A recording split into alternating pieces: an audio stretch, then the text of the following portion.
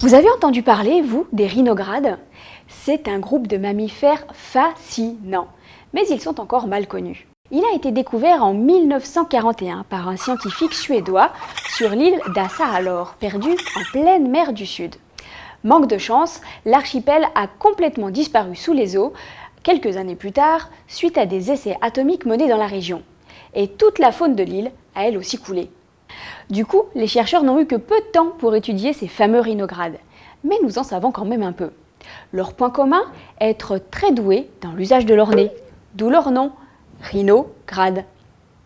De la taille d'un petit rat, l'un d'entre eux utilisait des filaments collants sointants de son nez pour attraper des petits animaux aquatiques.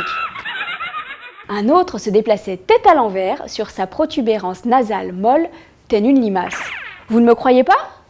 Toute cette faune est pourtant décrite dans cet ouvrage d'Harald Stumke, publié en 1962 aux éditions scientifiques Masson. Bon allez, je vous l'avoue, tout ceci n'est en fait qu'une gigantesque farce qui a mis en émoi le monde scientifique à l'époque. Cette performance est tout droit sortie de la patabiologie, une pseudoscience qui parodie les théories et les méthodes de la science moderne, lancée par l'écrivain Alfred Jarry au début des années 1900. Présenté exactement comme un ouvrage d'anatomie, planche descriptive à l'appui, ce petit livre a bien failli mener les chercheurs par le bout du nez. Maintenant, vous savez.